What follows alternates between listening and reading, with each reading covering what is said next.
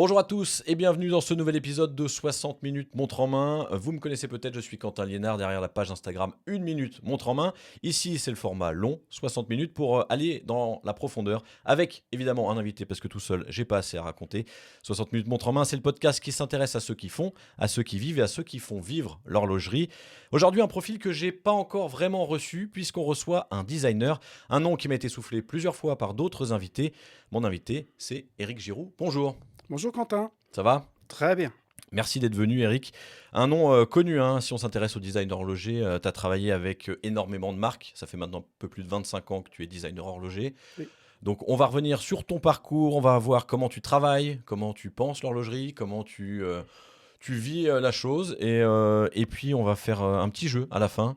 Un jeu inédit, j'ai jamais en fait, parce que j'ai déjà fait des tu préfères. Là, on va faire le pire et le meilleur. Donc voilà, il y aura des thèmes. Il faudra dire Ah, le pire et le meilleur de chaque. Attention, il va falloir se mouiller. Il paraît que tu as la langue bien pendue. Donc on va on essayer. va vérifier ça. On a 60 minutes et c'est parti. Ça te va? Très bien. Alors, on commence, Eric.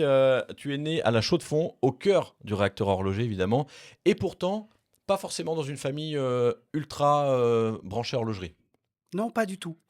Pas du tout, si ce n'est que ma maman travaillait chez Stern Cadran. Je l'ai appris beaucoup plus tard d'ailleurs. Ok, Mais on est arrivé à la Chaux-de-Fonds parce que mon papa a fait partie de l'ouverture d'IBM à Neuchâtel dans les années 60. ok. Donc plus l'informatique à la maison que l'horlogerie. Oui, mon papa est un pionnier de l'informatique. Il a commencé dans les années 60 et était un programmeur. Ok. Avant qu'il y ait tous les ordinateurs qu'on connaît aujourd'hui. Avant, c'était des énormes ordinateurs et il fait partie de ces gens-là. Bah, on verra après. Tu nous diras si ça joue maintenant, cette appétence pour l'informatique avec ta façon de travailler, ou est-ce que c'est toujours très papier-crayon, on y reviendra. Alors je crois qu'enfant, donc les montres, c'est pas trop ton truc, toi c'est la musique. Oui, oui, alors absolument. Oui, oui, oui. Moi, j'ai pas du tout une enfance en lien avec l'horlogerie. Non, du tout. Non, moi, j'ai étudié la musique. Et à part ça, m- mon truc, c'était le sport, jouer dehors, les copains, mais pas du tout de l'horlogerie, ni de lien avec l'horlogerie. Si ce n'est que j'ai des souvenirs que mon papa achetait une jolie montre des fois en fin d'année, vu qu'on était à la Chaux-de-Fonds. Ok. On n'est pas resté longtemps, mais au-delà de ça, non. Moi, c'est la musique, ouais. Alors c'est dire quoi? C'est la musique, c'est quoi les études de musique? Moi, j'ai étudié la musique classique, standard, vraiment. Mais l'idée c'était d'en faire un métier? L'horreur. Ouais. C'était du solfège quoi, c'est ça? Oui, oui, oui. Non, mais enfant, non, parce qu'enfant, bon, bah, c'est imposé par les parents. Mais après, oui, j'en ai aussi souffert à l'adolescence où les jeunes faisaient de la musique plus pop Mhm. et autres, jazz, etc. Donc j'ai découvert aussi tout cela. Mais autrement, non, c'est quelque chose qui m'a beaucoup forgé. Moi, je pensais faire une carrière dans la musique, ouais. Ok, mais du coup quoi? Chef Oh, d'orchestre? alors je m'étais inscrit au cours de chef d'orchestre Ok, d'ailleurs, que je n'ai pas, où je ne suis pas allé. ok, Mon problème, c'est que je suis arrivé lorsque j'ai 20 ans, on est début des années 80, ok, c'est la mode des solistes. ok. Ça veut dire que quand je vais dans des concours, je suis hyper mauvais, quoi. C'est quoi Là, l'instrument? je jouais du violon. Du violon, ok. Et après, j'ai fait les cours d'harmonie, des choses comme ça. Je pensais que dans le champ du possible, ça allait être ma vie. Mais non. Du coup, j'ai étudié l'architecture. Par défaut, l'architecture ou il y avait quand même un goût? Non, moi je pensais, vu que je voulais être un artiste, je voulais être un artiste, c'est rigolo comme la Bah chanson. ouais, mais c'est vrai. Et que la musique, ça se passait pas comme je pensais. En discussion, je voulais plutôt faire une école d'art. Ok, Et mon papa m'a fait il a été un peu, d'ailleurs avec le recul, il a été fantastique. Il m'a dit: «Étudier l'architecture qui te permettra après de travailler dans des domaines artistiques». mhm, En me citant des exemples évidemment qui me faisaient rêver. Moi je Et puis du coup, moi j'ai fait un apprentissage de dessinateur, puis j'ai fait le tech, donc une école technique ok, et à 22 ans, 23 ans, j'étais architecte. ok. Mais j'ai pas non plus une carrière d'architecte extraordinaire dans la mesure où 91, 91, avec, guerre du Golfe, une grosse crise et puis honnêtement, je me suis pas du tout plu dans le métier d'architecte. Est-ce que derrière tout ça, derrière la musique, puis après l'architecture, il y avait la volonté d'être un nom reconnu? Ou est-ce qu'il Non, y avait une envie de célébrité ou pas? Non, pas du tout, Non? pas du tout. Non, l'idée, c'était plutôt de de faire ce qui me paraissait, juste, ce qui me paraissait, intéressant par rapport à une certaine liberté, de pouvoir travailler d'une manière plus libre. L'entreprise, quand on est apprenti de 15 à 19 ans, c'est assez sévère Mmh. dans un bureau d'architecture et cetera. Donc, je me suis dit: «Bon», après j'ai travaillé un petit peu avec des gens, j'ai dit: C'est toujours un peu particulier». Donc non, la célébrité, non, j'ai jamais d'ailleurs je ne suis pas du tout célèbre, donc non, j'ai pas du tout, joué à ça ni on en parlera d'ailleurs, c'est lié à la visibilité. Mmh. Moi, j'ai travaillé dans l'ombre très longtemps. Je travaille aussi toujours dans l'ombre avec certaines marques et maisons. Mmh. Il y a eu un moment clé où, justement, célébrité, je ne sais pas si c'est le mot, mais mon nom est apparu. Lumière, à un moment quand même. Ouais, il y a eu un moment clé. Ouais, on peut en OK. parler après, mais Ouais, on c'est en vrai parle. qu'il y a eu un moment clé où, ah, d'accord, c'est un autre métier. Mmh. Mais du coup, en 89, cabinet d'architecture et vous f fa enfin, tu fabriques des choses? Il y a des Ouais, il j'ai y a participé des à des choses, mais des petites choses, et OK. puis rien de. Mais passionnant, passionné, tout va bien. Je suis un bon élève, je suis un bon soldat. Mais je trouvais ça un peu hostile. OK. Et je trouvais le milieu. Je trouvais pas ma place. C'est pas le milieu qui me dérangeait, c'était plutôt le fait de me dire: «Qu'est-ce que je fais là? Qu'est-ce que je fais là?» Toute cette lourdeur pour créer un bâtiment, une maison, quoi que ce soit, toute cette lourdeur administrative, financière, et cetera, Et temporel? et temporelle, me paraissait un peu lourde par rapport à une image plus artistique. Mmh. Je me disais: «Tiens, mieux vaut être peintre, un local, des toiles et puis en voiture». Mais tout ça me paraissait lourd, donc c'est vrai que quand j'ai arrêté l'architecture, j'ai eu un grand point d'interrogation. Et comment on le comble, ce point d'interrogation, du coup? Bon, j'ai pris un peu de temps pour moi parce qu'il fallait atterrir, et après j'ai fait quelques stages dans des métiers créatifs, OK. que ce soit dans le monde de la couture, de la photographie, du graphisme et évidemment tout à coup, bah, du design. OK. Dans ma génération, les études de design industriel étaient, je ne veux pas dire élitistes, mais il y avait très peu d'écoles, ou alors des écoles privées qui étaient pas du tout dans mes possibilités financières. OK. Art Center College, j'étais, oh, mon Dieu, je me suis dit, j'ai déjà pas d'argent. Comment vais-je financer une école? Donc l'idée, c'était d'utiliser le background pour travailler dans une agence. OK. Et c'est ce que j'ai fait. Et ça a marché? Oui, ça a fonctionné avec une certaine hiérarchie au début, où comme je ne suis pas designer, je fais un peu de graphisme, je fais beaucoup d'emballage. OK. De quoi? Bah, j'emballais tout ce qui passait dans l'agence, tous les projets de l'agence. J'étais, le docteur S emballage. OK.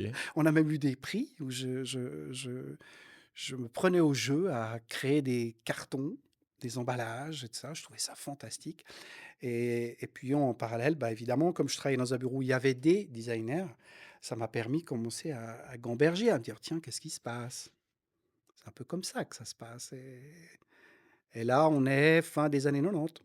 OK. Et donc là, design d'objet, donc? Oui, des stylos, une lampe, des arts de la table, des choses comme ça, une lampe de poche. Le premier objet que j'ai dessiné vraiment, c'était un cintre. Comment on dessine un cintre? Non, on avait une marque d'habits qui était dans l'agence, pour qui on faisait des installations de boutiques, toutes les étagères, OK. et cetera. Et puis, il y avait de la part de cette entreprise un souhait de se dire: «Mais vu qu'on vend des t-shirts sur cintre, des sweats sur cintre, il faut nous créer notre cintre».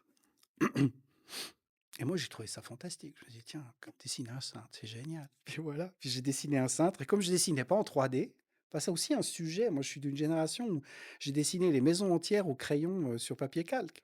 Il y Mmh. avait pas d'ordinateur. Donc j'ai dessiné mon cintre en 2D, OK. puis après je l'ai construit en carton. C'est ça que tu as présenté aux clients? Voilà le futur cintre? Ouais, oui, le client a dit: «Ah bon?» Puis après on l'a fait, bah, évidemment, il y avait des gens dans le bureau qui l'ont dessiné en 3D, et il a été injecté en plastique. OK. Et donc il a été produit et c'est devenu le Ah ouais, cintre de la ouais, ouais, boutique? ouais, c'est le cintre, j'en ai un, d'ailleurs j'en ai gardé C'est un. vrai? Oui, oui, Ah, c'est marrant. c'est amusant. Et alors, il arrive un jour, je crois que c'est en 97, où, un client vient et il dit: «Moi, c'est pas un cintre que je veux, c'est une montre, j'ai envie de lancer une marque de montre». Exactement, il s'agit d'un client, qui était un fabricant un sellier OK, florentin, qui faisait des très belles choses en cuir, dont des accessoires pour l'horlogerie, OK. des remontoirs, dans des très beaux écrins en cuir, des gens charmants. Et il arrive dans l'agence et il dit: «Voilà, moi je veux une montre». Poup. Et là, tout le monde s'agite parce que c'est un sujet délicat, la montre. Moi, je me pose pas trop de questions et il y a une mise au concours dans les bureaux. En interne? Ouais, il y avait un Ah, peu une mise en concours sous-jacente, quoi. ouais. «Écoutez les gars, on y va et on verra». Bon, écou et c'est mon projet qui est choisi. Je me dis: «Tiens, c'est pas mal» et là, je découvre, parce que je suis naïf, qu'il y a pléthore de marques en Suisse. Je me dis: «Tiens, mais il y a plein de marques». Là, tu as 30 ans, à peu près? Ouais, j'ai 30 ans, Ouais, ouais. OK, 32, quelque chose OK. comme ça. Et c'est vrai que là, je m'interroge sur le sujet et je dois parler d'une chose qui est très importante, c'est que c'est la même période où je rencontre, mon épouse OK. et mon épouse, me présente à sa famille, dont une partie de la famille, vient d'une marque horlogère. Chose que je ne savais pas. OK. Donc, je suis, invité, on me demande si je sais skier. Je suis valaisan d'origine. Je dis: «Mais je suis né sur des skis». Ça fait longtemps que j'avais pas skié, j'étais heureux. Je me suis dit: «Super, on va skier». Merde, j'ai pas de ski. On rachète des skis, on va dans le chalet de la famille en question et l'anecdote est très jolie, c'est que j'arrive, je vois des gens un peu plus âgés que moi, qui pourraient être mes parents, qui sont l'oncle et la tante de Catherine, mon épouse, quoi, qui à l'époque est ma petite amie. Et il s'avère que tout à coup, en discutant, voilà, la personne avait eu vent de ce projet.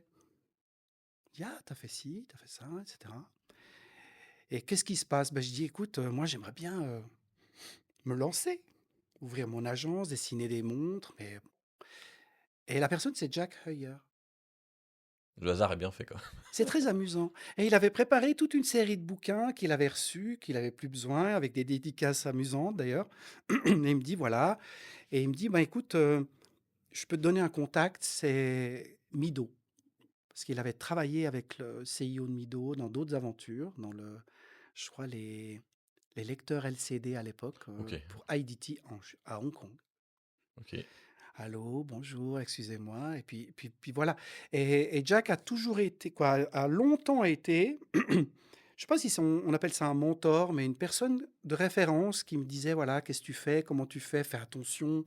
Parce que moi je me suis lancé comme ça, on verra, à dessiner des cadrans pour, des budgets dérisoires en me disant: Je vais y arriver» entre guillemets, mais je vais essayer Mmh. et c'est comme ça que l'aventure commence.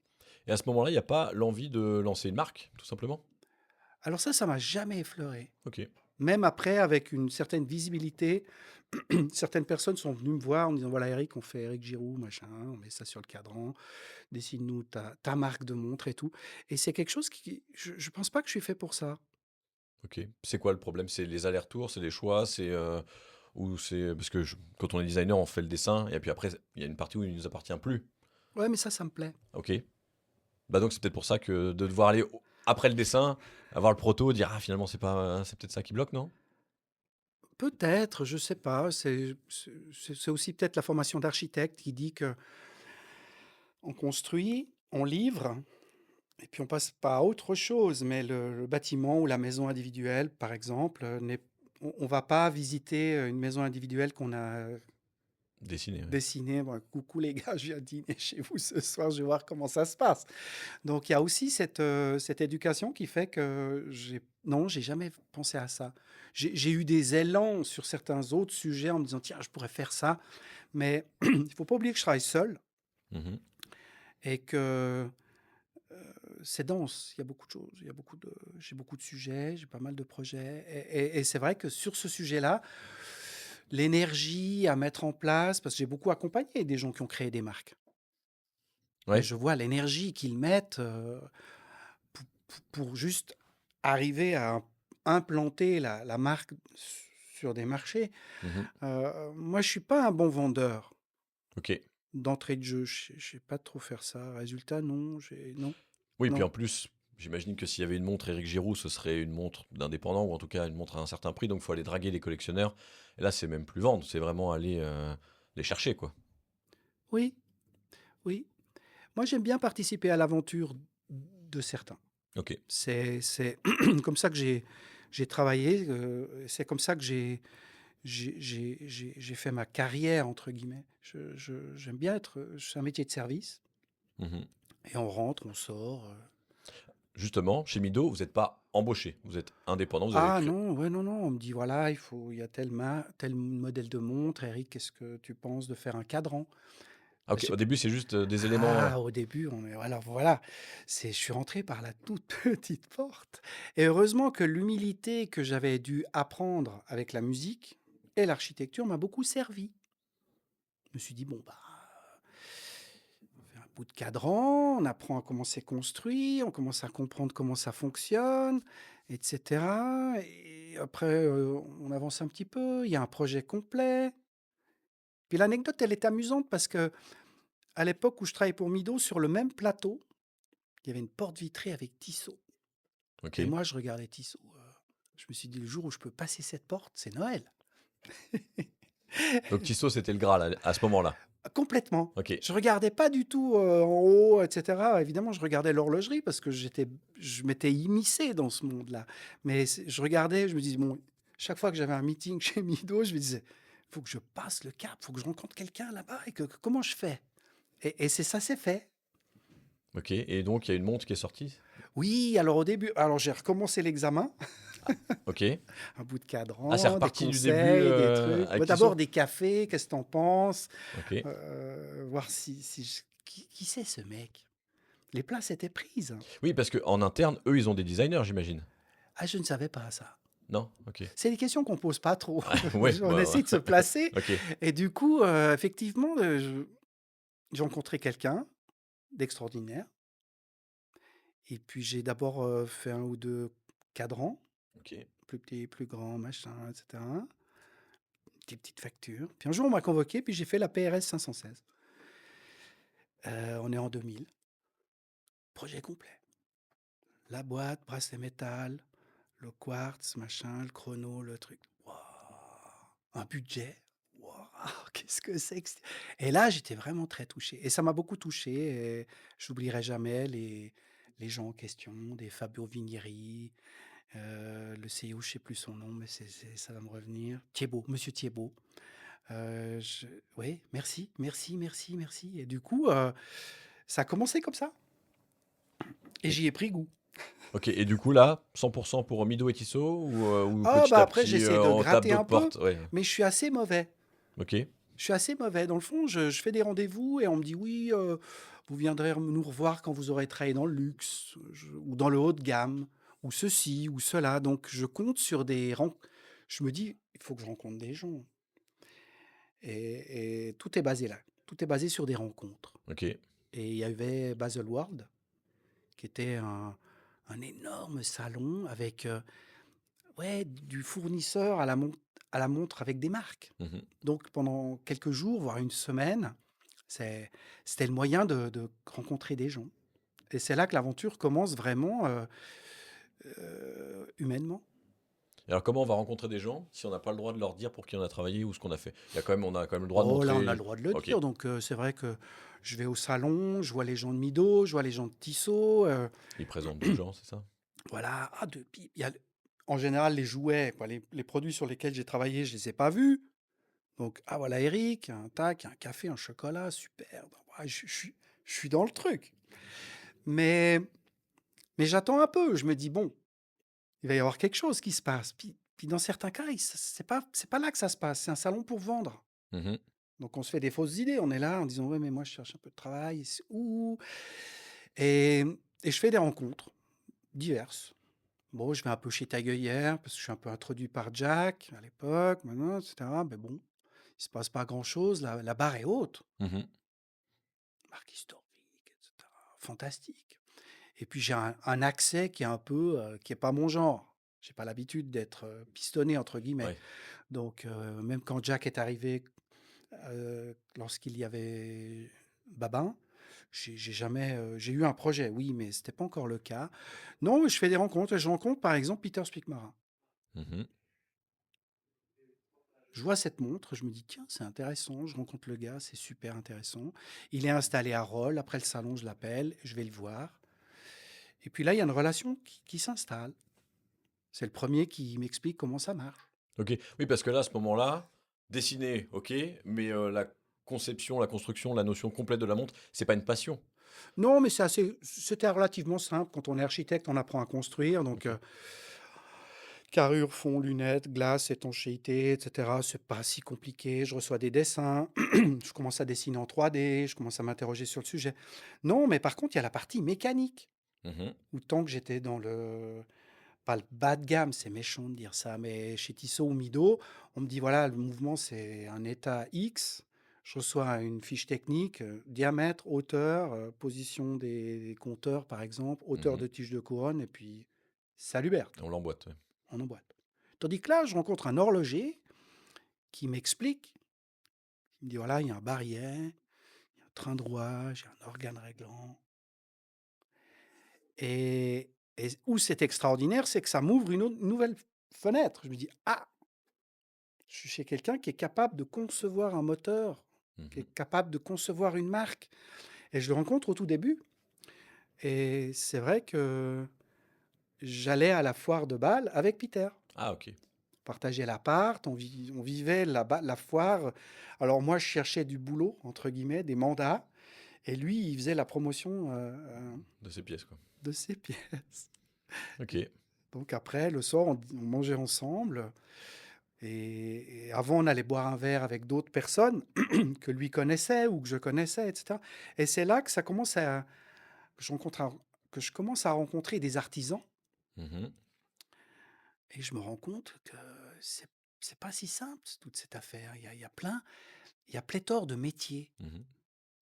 Un graveur, des gens qui font de la peinture miniature, des concepteurs de mouvements, des gens qui font que ça, de réfléchir sur, une complication et cetera.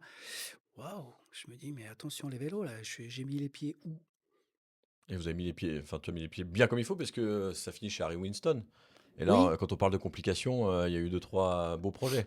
oui, alors l'aventure Winston, elle est amusante parce que c'est parce que j'ai pas beaucoup de travail, et pendant la foire de Bâle, le soir, je mange avec Peter, pardon, puis on fait des débriefs. Je lui dis: «Toi, ça a été?» Il me dit: «Ouais, moi, j'ai vendu quelques pièces à puis toi?» Je dis: «Écoute, moi, j'ai tourné comme une hélice. J'ai rencontré personne. J'ai une visibilité, pardon, avec peu de travail. Qu'est-ce qui se passe?» Puis il me dit: «Écoute, il y a un gars sympa chez Harry Winston. Lui était en relation, pour faire un projet avec Harry Winston». Je dis: «Ouais, OK». Moi, j'avais l'image du stand un peu à l'américaine comme ça. Je me dis: «Ouais, OK, ça a l'air d'être, ouais, bon». Puis il me dit: «Voilà, le gars s'appelle Max Busser». Bon et il me dit: «Écoute, je t'arrange un rendez-vous». Bon, moi je prends, hein. Mmh. Ouais. C'est l'idée, hein, le Je buzzword. prends, je me dis: «Bah, écoute, oui» et je vois Max Busser, 1 ou 2 jours après, quelques minutes où je présente mon portfolio, échange de cartes, voilà et 15 jours après, il m'appelle. Il me dit: «Voilà Eric, on déjeune» et là, chez Winston, il y a des projets et je suis de nouveau en examen, quoi. Je commence par travailler sur un projet, pour, Winston qui est une montre qui sonne, je crois, je me souviens plus très bien, avec, Christophe Claret qui travaille au mouvement, OK. quoi, qui produit et qui fabrique le mouvement et là, je suis juste sur le pont. Je fais juste le dessin du pont supérieur OK. et je me prends les pieds dans le tapis parce que j'ai juste des PDF, mais je sais pas que dessous, il y a du monde, puis je commence voilà et puis après je travaille sur le tourbillon glissière, une espèce de projet dingue où beaucoup de gens avaient travaillé, ils étaient un peu, c'est l'héritage. Alors il était dans un sens, je l'ai mis dans l'autre sens. Je me suis inspiré d'une histoire de voiture pour qu'on voit dedans et puis, du côté de Winston, je sens que ça chauffe. Ah ouais, tin, tin, puis boum, puis voilà, puis on sort ce projet. Alors là, c'est quoi la liberté du designer quand il y a un mouvement complexe comme ça? Parce que justement, on disait tout à l'heure emboîter un état, bon, on peut faire à peu près ce qu'on veut autour. Là, il y a des contraintes techniques terribles, j'imagine. Oui. Est-ce qu'on a encore un peu de liberté de conception, de design? Oui, oui, oui, oui. Alors on l'apprend, la liberté. Ça veut dire que sur le mouvement en question, parce que évidemment c'était un mouvement qui avait été hérité, je ne sais plus pourquoi il avait été fait, mais il était arrivé chez Winston. Donc il y avait des ponts à dessiner. Dans le cas du tourbillon glissière, il y avait des ailes derrière pour leur montage. Donc il y avait ma première implication sur des éléments de mouvement. Pardon. Et puis après, effectivement, il y a une liberté sur la boîte. Ouais. Et là, je n'ai aucune retenue. Je me dis, bon, bah, je m'inspire d'une voiture qui était très vitrée, en me disant, ça serait bien qu'on puisse voir ce merveilleux mouvement. Et la liberté, je la prends. Ok. Ah, et puis une fois que c'est montré à la marque et qu'elle dit OK, ben, le constructeur, le mouvement, il doit bien s'adapter, j'imagine. Bon, avec Monsieur Claret, ça s'est très bien passé parce que je dessinais certains éléments. Lui voulait aller dans certaines directions parce que parce qu'il avait une fibre créative et moi j'allais au loc là, à 7h30 du matin en lui disant écoutez Christophe, on pense pas pareil mais on va y arriver. Et du coup, parce qu'on avait des masses en platine qui bougeaient et qui Mhm. remontaient la montre. Et j'ai un souvenir où il me parlait d'art déco et puis je lui disais non mais, je vois pas le sujet, non, non, ça va être plutôt la voiture, le machin. Mais j'ai pas fait de cas de ces remarques. D'accord. J'étais plutôt axé sur les gens qui allaient décider, quoi. Ça veut dire Max, Mhm. Busser en l'occurrence, et puis l'équipe en interne chez Winston. Ok. Du coup, et là, je passe d'un prix public qui explose. Cette pièce a coûté plus de 400 000 francs, je crois. Il a été livré 12 ou 15 pièces, je sais pas, 20 pièces. C'était un projet fou. Et où c'était extraordinaire, c'est que deuxième jour de la foire de Bâle, première page du Temps, la photo de mon travail. Et dedans, merci Isabelle Czerwoneski, Éric Giraud. Il y a le nom. Waouh, je me dis, waouh, c'est sympa. Je suis très touché, quoi. Alors j'ai mon petit journal à la foire de Bâle, je suis comme un fou. Et je suis très touché par le fait qu'on parle de mon travail. Mhm. Est-ce que le journal, il est avec le cintre dans la même boîte aujourd'hui? Non, il est pas dans la même boîte, mais Ah, il il est est dans le musée stocké Éric Giraud. il est stocké dans les articles de presse Ok. me concernant. Ok. Je l'ai gardé précieusement parce que c'était un moment clé. Mhm. Un moment clé où je dis, tiens, ce cadeau est un cadeau sympa parce que effectivement c'est une pièce exceptionnelle. Donc touché par des gens, de nouveau de relations humaines où ils n'étaient pas obligés de parler de moi. Mhm. Et là, je suis touché. Je me dis, tiens, on monte en gamme. Je pensais que ça allait être encore plus discret. Et non. Mais là, c'est le nom dans le journal. Est-ce qu'il y a le nom sur la montre encore? Non, alors ça, c'est après. Ça, c'est Ok. l'étape suivante où effectivement, sur Opus 9, Ok. il y a eu cette. Donc là, Max Busser est plus là. Il y a une autre équipe qui dirige la partie horlogère de Winston. Mhm. Et je participe à Opus 9, ouais. Ça, c'est un autre sujet avec toute une autre approche. Parce que j'ai effectivement sur le dos de la montre, il y a Jean-Marc Viderecht, horloger, qui participe à la mécanique, et Éric Giraud. Bon. Et ça a été un cadeau extraordinaire parce que c'était pas dit et affirmé dès le début. Ah, ok. Ouais. C'était limite une surprise, quoi. La bonne surprise quand on. Oui, ça a été une surprise magnifique, ouais. Parce que c'est 10 jours à Bâle. On voit des centaines de journalistes. Et c'est une époque où l'Opus était une espèce de Graal que les gens voulaient venir voir à Mhm. Bâle et toucher. Ok. Et on est encore dans une époque où l'accès au stand est relativement ouvert. Donc on a toute la journée des journalistes. Entre deux, il y a des copains ou des connaissances et des gens qui viennent. Pardon. Et après encore, en fin de journée, coucou, qu'est-ce qui se passe? Donc des CIO, etc. Donc une énorme visibilité. Baselworld, c'est pas ouvert au public à l'époque. Si? Oui, oui, il suffisait. Oui, oui. Alors Ah il y oui? avait les invitations. Dans les journées presse et puis il y avait une ouverture au public après, c'est ça? Oui, OK. il suffisait d'acheter son ticket OK. avec un guichet. OK. Ah oui, pas sur internet, c'est ça? Sur la fin peut-être, mais quand j'y étais, là, Opus 9, non, je crois qu'il y avait encore le guichet. OK. Donc ouais, Max Busser n'est plus là, mais il crée MBNF et il vous rappelle? Alors ça, c'est aussi une anecdote amusante, c'est que chez Harry Winston, il y avait le tourbillon glissière, etc. Après, il y a eu un concours parce que il y avait une demande d'Opus pour les femmes. Les femmes disaient, vous êtes gentils, mais et nous? Mmh. Et on est chez un joaillier, donc effectivement, le marché féminin est énorme. Donc il y avait un concours interne, avec beaucoup, il y a eu un concours externe, pardon, avec quelques bureaux de design, avec des projets. Max me dit, tu veux participer? Je dis, bien sûr, moi j'y vais, hein. Et c'était des projets où il n'y avait pas le nom des designers. Et j'ai eu une chance énorme, c'est que sur 5 projets qui devaient être présentés à Winston, ils en ont choisi 3 chez moi. Donc j'étais très très touché et très content. Concept F, ça s'appelait. OK. Et ça a créé un lien avec Max. Et moi, je pensais qu'on allait tout casser avec MBNF. Je me disais, c'est génial. La liberté, des projets exceptionnels, une belle marque, des gens avec qui je m'entends bien. J'ai rencontré plein de gens avec qui j'ai beaucoup travaillé après, Mmh. qui sont partis de là. Un Denis Giguet, un David Gouton, un Max Busser. J'ai fait des belles rencontres. Mais un jour, Max me contacte. Il revient d'un tour du monde. Il est il sort de l'aéroport avec sa voiture. Il me dit, écoute, je peux passer te voir. J'aimerais te parler. Passe.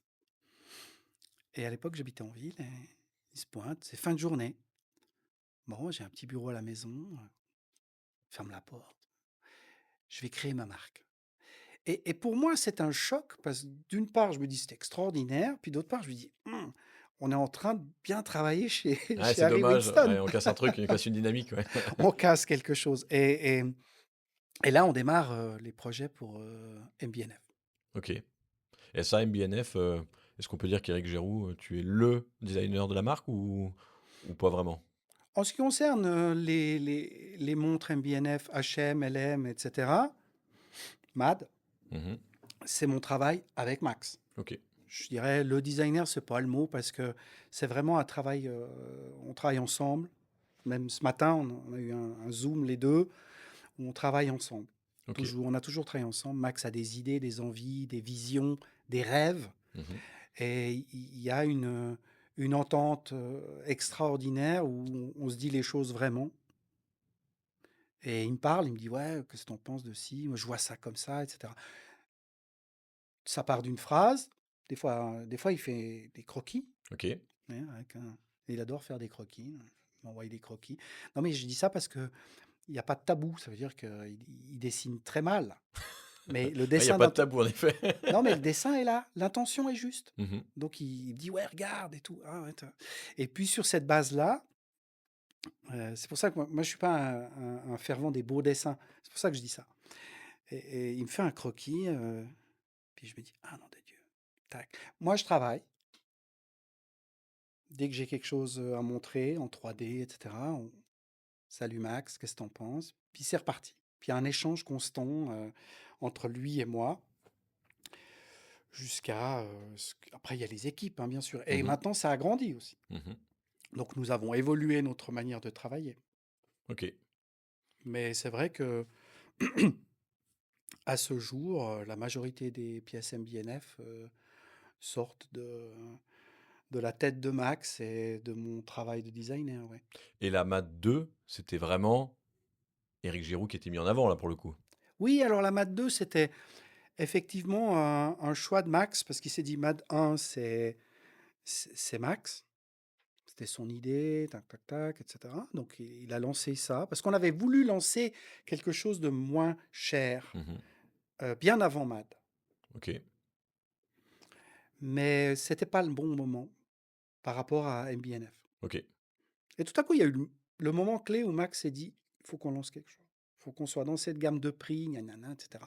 De nouveau, une vision très claire. Donc MAD 1, c'est parti. Succès incroyable, génial.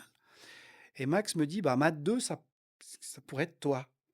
Je dis: «Ouais, mais bon, c'est de toute façon moi, parce que Mad 1, c'est moi qui l'ai dessiné sur tes idées». Il me dit: «Non, alors Mad 2, fais ce que tu veux».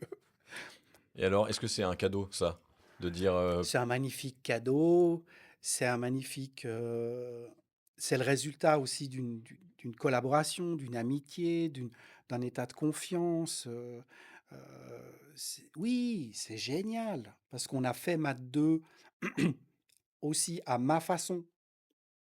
Ça veut dire que j'ai suggéré des choses et il y a une équipe en mmh interne mh. et moi j'adore travailler avec les équipes internes. J'adore, par exemple, les couleurs de Mad 2, c'est pas du tout les couleurs que j'avais imaginées. Ah, c'est marrant ça. Mais j'ai dû me laisser faire OK. parce qu'il y a les gens de la vente, il y a les jeunes qui s'occupent maintenant de Mad. Il y a une équipe beaucoup jeune, hein, qui OK. s'occupe de Mad. Ouais, on pourrait faire ça, puis ça. Par exemple, l'écran, j'ai rien fait. OK. J'ai planté le décor avec les DJ, la musique, et tout à coup, ils m'ont dit: «Ouais, regarde, on a fait ça». Et c'était aussi une manière de travailler parce que ça me plaisait, c'est mon caractère. Parce qu'avec MBNF, c'est aussi ça, c'est que je suggère, ils travaillent, on se voit, on se croise. Moi, j'aime bien euh,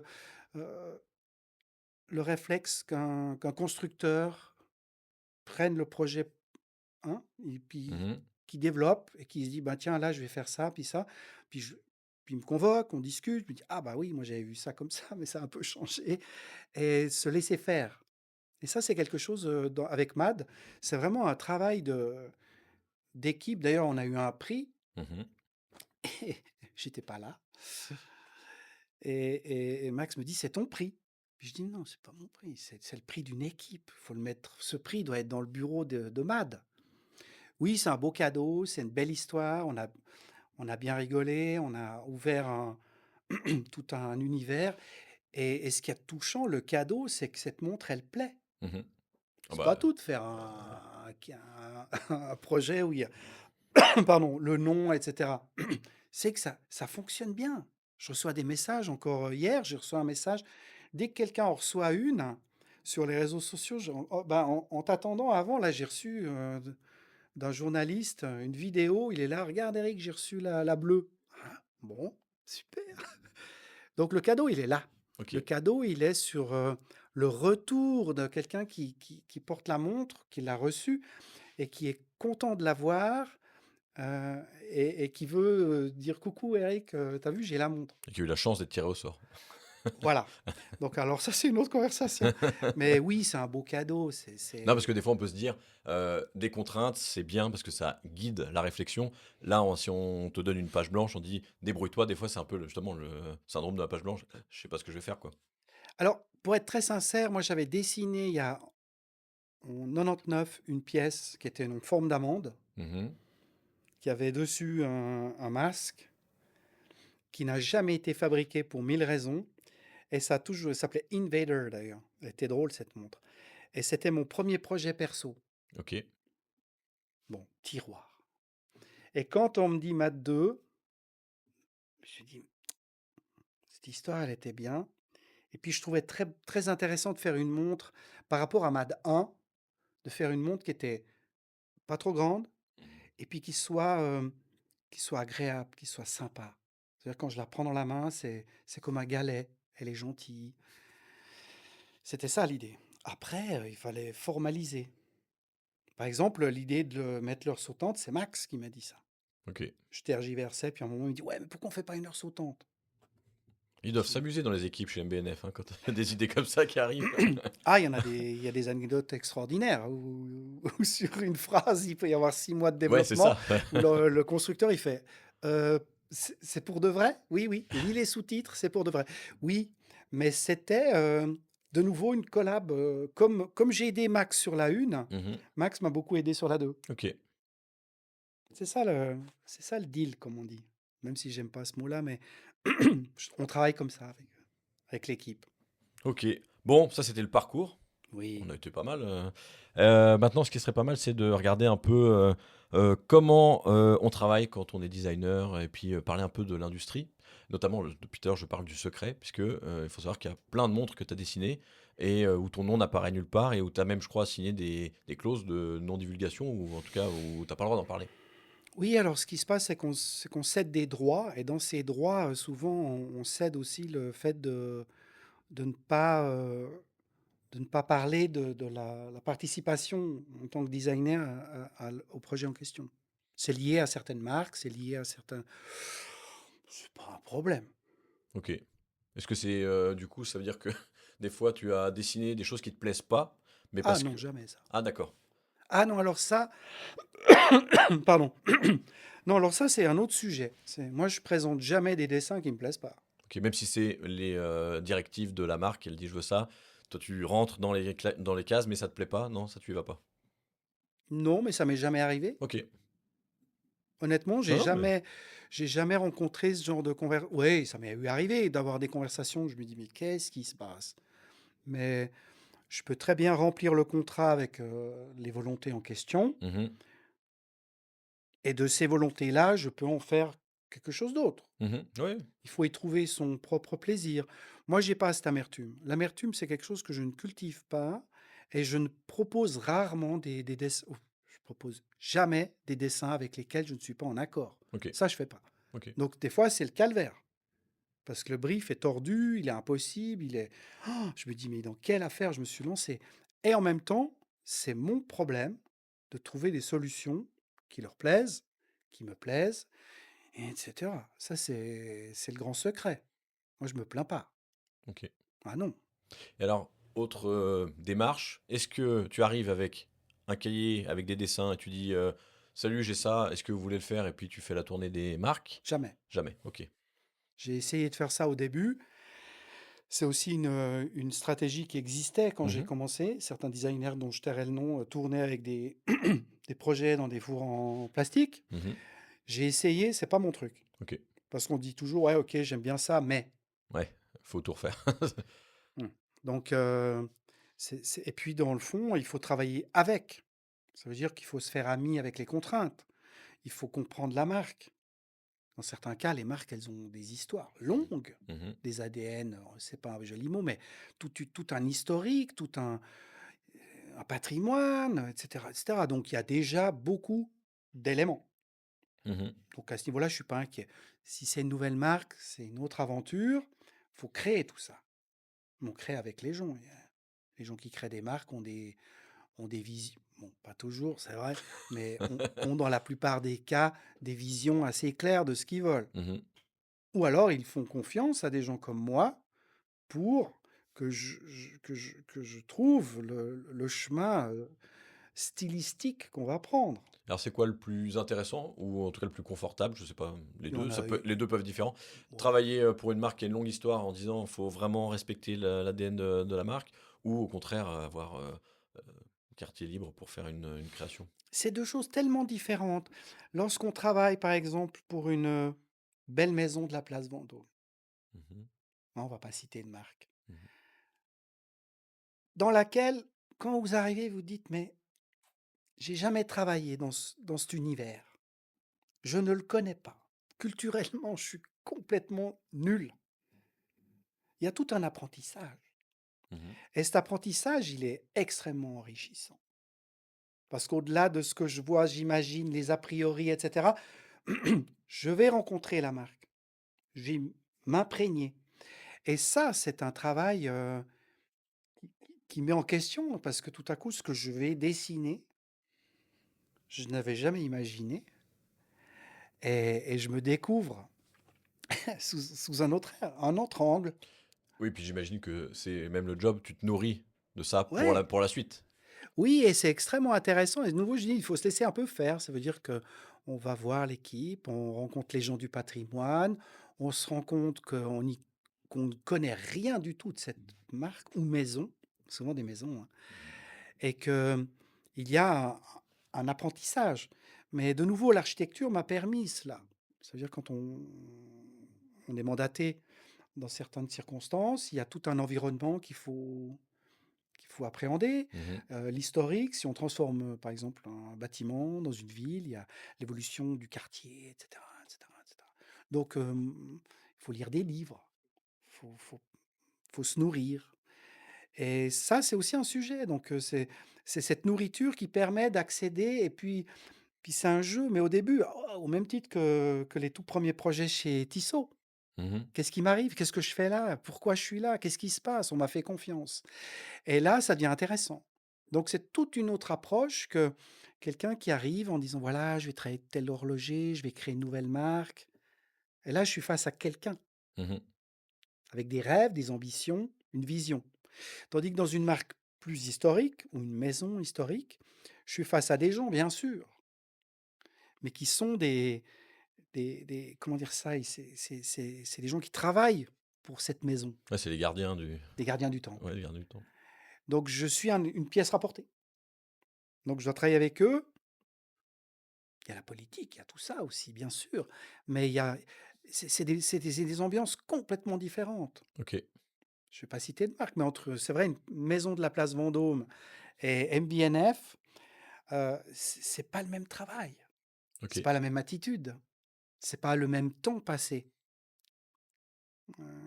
C'est vrai que j'ai travaillé pour certaines grandes maisons, bien sûr, et le temps passé est souvent, sur la compréhension. Plus que sur le dessin ou sur Ah la ouais, la au début, conception? Ah ouais, je me gratte la tête. OK. De quoi il parle? Qu'est-ce que c'est que cette affaire? Je comprends rien. J'ai pas les clés, j'ai pas le truc là. OK et des fois est-ce que des fois ça échoue, du coup? Oui, ça peut échouer, bien sûr. Bien OK. sûr, bien sûr. Et là, ça demande une grande honnêteté personnelle de se dire: «Écoutez les gars, je suis pas fait pour le projet. Ouais. J'arrive pas à comprendre ce que vous voulez et Je puis, comprends pas la maison», et cetera. Ça m'est très peu arrivé. OK. Ça m'est plus arrivé avec des marques, indépendantes, nouvelles, OK. où, la vision est sèche et elle peut changer, au gré de certains dirigeants, par exemple. OK. Aujourd'hui, tu travailles sur combien de projets en même temps, en parallèle? Est-ce que c'est un projet à la fois? Est-ce que c'est un projet tous les mois, pas plus? Est-ce que comment ça marche, Non, non, c'est la danse parce que j'ai, en moyenne, depuis une quinzaine d'années, une entre 10 et 15 clients par année, OK, avec des petites choses et des grandes choses, et c'est un peu la je dois jongler. OK, Donc il y a des projets très intenses parce qu'ils sont nouveaux. On revient au même sujet. Là, par exemple, je viens de commencer cette année avec une marque, qui en plus est une marque historique que je ne connaissais pas. On vient me chercher, je suis très touché et il faut mouiller la chemise, comme on dit, il faut y aller là. OK, Il faut comprendre très vite, il faut livrer assez vite, c'est chaud. Et puis après, j'ai des clients, aussi historiques. Il y a des gens qui me font confiance depuis quelques années, avec qui je peux un peu par exemple avec Max, je peux tempérer. Je peux lui OK. dire: «Écoute loulou, Là, là ça va j'ai» être chaud là. ouais, là: «C'est pour quand?» «Ah ouais, ah d'accord», et là, il y a une c'est là où la confiance est intéressante et juste, c'est que je peux m'exprimer avec certains. Mais avec certains non, il faut y aller. Mais il y a pas de je me sens pas sous stress, je dirais. OK. Alors, la méthodologie de travail, c'est quoi? Toujours le crayon et le papier? On en revient à ma question du tout début, que je gardais Oui! pour maintenant. Ou est-ce que maintenant c'est de la conception 3D, ou Non, ça, c'est un non, autre cœur de métier? non, alors, moi, je suis quelqu'un qui dessine beaucoup, papier-crayon, bon, crayon, j'aime plus du tout, mais je suis stylo bille. Ah ouais? Ouais, OK, je suis un fou du stylo bille. C'est pour l'anecdote. Hem, beaucoup de croquis, OK, beaucoup de textes, beaucoup de phrases. J'ai besoin de comprendre le projet. Le projet, souvent, c'est littéraire pour moi. Donc beaucoup de blabla, des croquis, beaucoup de croquis dans des situations, d'interface. Moi, quand je c'est-à-dire? prends le tram, je Ah, fais des OK, croquis. Quand je suis dans le train, je fais des croquis. OK, Je suis capable de faire, Genève-Zurich, un café, Zurich-Genève en train, en me disant comme ça, je sors du bureau pour faire des croquis. OK, Moi, le TGV Paris, c'est croquis. Isolation, croquis. Beaucoup de croquis, je cherche.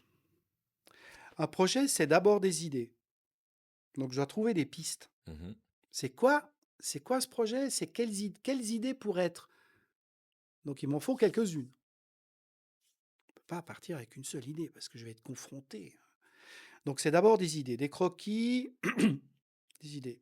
Après, il y a la réalité, c'est-à-dire un dessin réel, mmh. 2D, 3D. Ça, c'est toujours toi qui fais? Moi, je fais tout seul. OK. Non, c'est vrai. Non, mais Donc 2D, 3D, donc expérimenter les idées en vrai. Mhm. Donc là, j'ai du déchet. Mhm. Parce que quand on fait du croquis, alors on y va. Ouais, tout est possible. Ben oui, c'est le grand romantisme, tout est possible. Mais, mais c'est comme un entonnoir. Au début, la liberté est énorme. Puis après, en 2D, 3D, on se dit, ah ouais, non, ça, hein, comment je construis la montre? Moi, je reste un architecte, comment elle est construite, etc. Je passe beaucoup de temps à ça. Donc là, 2D, 3D, expérimentation, présentation. Mhm. Bon, avec certains, je peux présenter des croquis, parce que certains ont, par exemple avec Max, je peux montrer un croquis, on confronte nos vilains dessins, nos idées comme ça, et ça peut des fois suffire à se dire, oula, on va pas aller là, Ouais, ça joue on pas. va aller là. Ok. Gain de temps. Mhm. 2D, Ouais, 3D, ça. c'est du temps. Oui, bien sûr. Donc aller dans des directions où on n'est pas attendu, ça sert à rien. Donc là, 2D, 3D, expérimentation, présentation. Oui, non, bleu, vert. Puis après, il y a la dernière phase qui est intéressante, c'est que dès qu'un projet est choisi, ah là, la variante 2, là, on a quelque chose. Ça veut pas dire qu'on a tout, mais on a quelque chose. On passe dans une phase qui s'appelle la phase plutôt intuitive. Ça veut dire que le projet est est dans la marque. Mhm. Donc c'est plus mon projet. Tout à coup, il a passé d'une main à l'autre. Ok. Il y a un constructeur qui s'est dit, mais qu'est-ce que c'est que ça encore? Il y a un horloger qui dit, ouais, ah ouais, non, mais il est complètement fou. Je prends SP1, SP1 de MBNF, où je dis, ouais, il y a 3 ronds. Si je te montre les premiers dessins, même en 3D, tu dis, ah ouais, d'accord. Mais on expérimente. Mhm. Puis après, dans la phase intuitive, c'est qu'autour de la table, les différentes personnes qui participent au projet ont des intuitions de se dire, ben, on pourrait faire ça, on pourrait faire comme ça, on pourrait faire comme ça. Et du coup, est-ce Et que là, c'est moi, je suis comme toi, j'ai les bras croisés, souvent, puis je suis là, puis j'écoute, puis je me laisse faire. est-ce que ça dénature le dessin de base? Enfin, le. Non, Non, jamais, jamais. jamais. Si tout est basé sur la confiance, c'est au contraire. Je trouve, moi, je fais un bout du chemin, je suis très seul. Mhm. Et après, dans la phase d'intuition et de réalisation, chacun met un peu son grain de sel. La montre, elle n'est pas pour moi, elle Mhm. n'est même pas pour la marque. Ouais, pour le client. Ouais. Et c'est qui le client? Ils sont où? On ne les connaît pas. Bah ouais. Mais bon, il y a des gens au service, des gens dans la vente, ils connaissent les marchés. Et c'est important que soit là, le marketing est là, la communication est là, les constructions sont là. C'est génial. Alors des fois, oui, des fois j'ai un petit peu là, ça commence à piquer. Je dis, ouh là là, c'est en train de partir dans une direction bizarre. Mais il faut être confiant, ça peut revenir sur un projet, il faut qu'il vive sa vie. Et ça, c'est la partie que je trouve extraordinaire, Ok. vu que je travaille seul. Mhm. Bah ouais. Donc là, il y a la confrontation, il y a on n'est pas d'accord. Moi, j'aime bien quand les gens sont pas d'accord. Est-ce que c'est une façon de d'imposer, enfin pas d'imposer, mais de montrer qu'on avait raison quand les autres sont pas d'accord? Non, pas du tout, mais D'expliquer, de dire, tu ça vois veut dire que le pourquoi? projet, il n'est pas encore à maturité, par exemple. Ok. On n'est pas d'accord, on n'a pas compris. Ou moi, j'ai pas compris. Mhm. Des fois, il faut revenir un peu en arrière pour mieux avancer.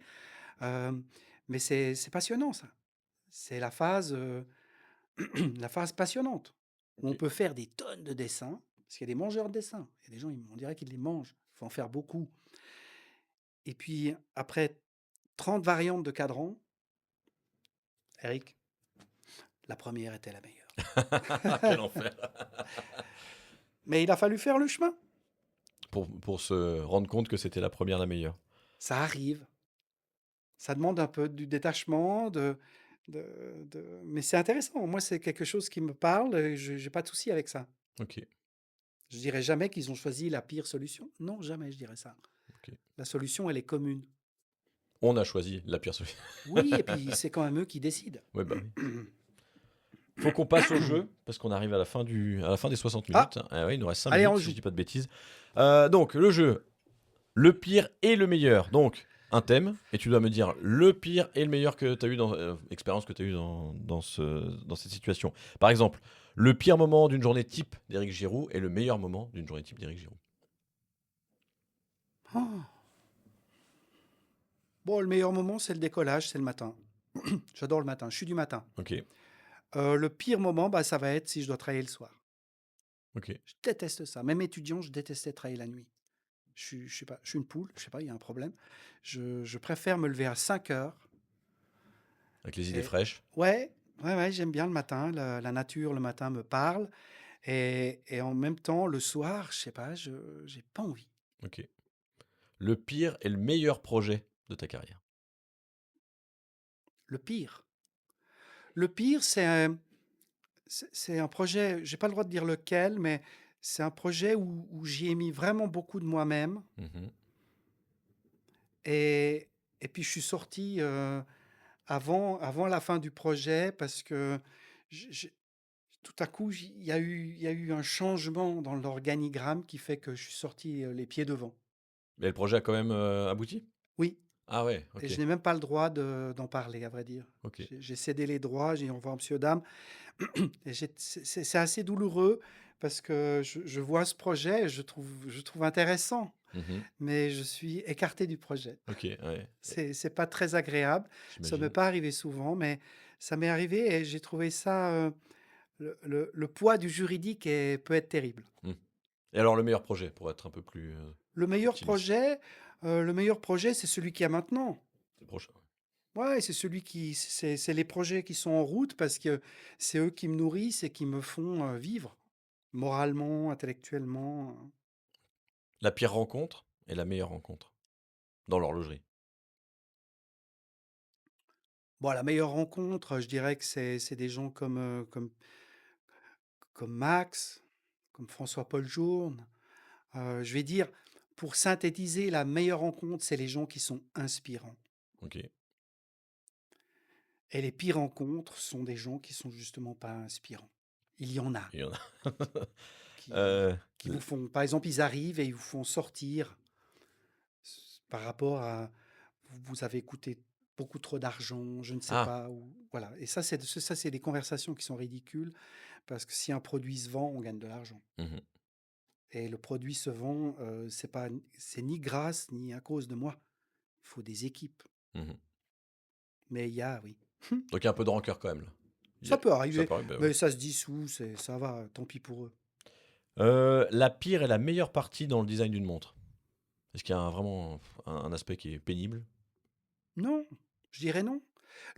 L'aspect pénible, c'est lorsqu'on n'est pas crédité, c'est c'est de ne pas pouvoir partager, par exemple, l'histoire d'un projet. Mmh. Ça, ça peut être un peu des fois dans certains cas où j'ai participé à des choses, avec certaines marques et maisons, des moments extraordinaires, des gens merveilleux. Mmh. Et le pire, bah, c'est de pas pouvoir en parler. C'est un peu dommage parce que j'ai rencontré dans certaines grandes maisons et grandes marques, des gens extrêmement inspirants, extrêmement professionnels, des gens avec qui j'ai gardé des liens, heu, mais je peux Mais on n'a pas le droit d'en parler malheureusement, quoi? dans l'intimité bien Oui, sûr, dans oui. mon portfolio, mais publiquement, je suis un peu contraint de me taire. Ouais. On n'a pas parlé de votre collection personnelle du coup? Ah, Alors la de montres? pire pièce et la meilleure pièce? Est-ce qu'elle est au poignet la meilleure pièce? C'est une belle pièce là déjà. Oui, je dirais que oui, oui, oui, oui, oui, ça c'est une belle pièce. J'ai pas une collection de montres parce que, contrairement à certains, j'accumule pas. OK.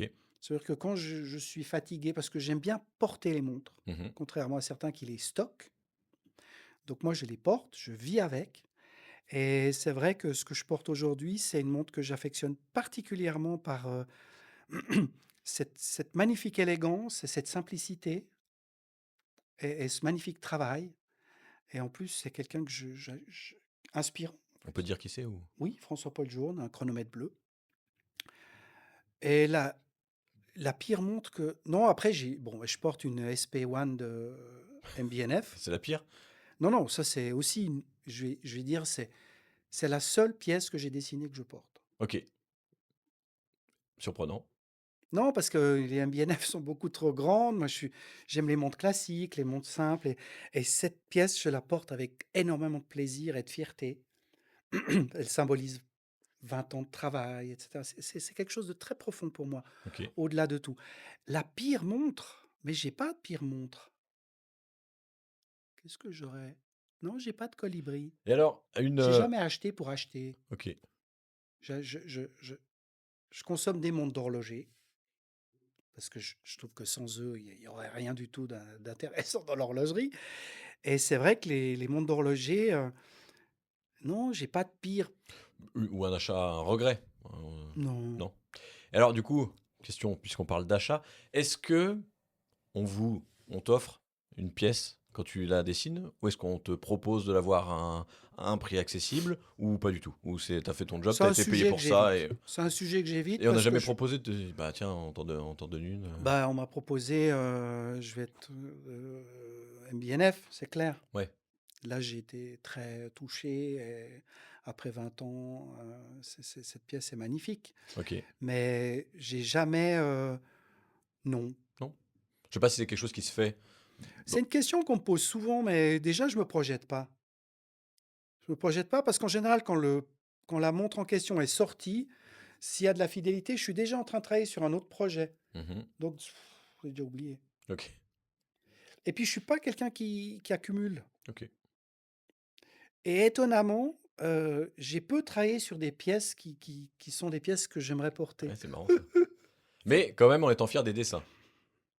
Ouais, c'est l'aventure qui est la fierté, c'est l'aventure, c'est de rencontrer des gens, de participer à l'élaboration d'un nouveau garde-temps, comme diraient certains. C'est Mmh. un beau nom aussi Mmh. ça.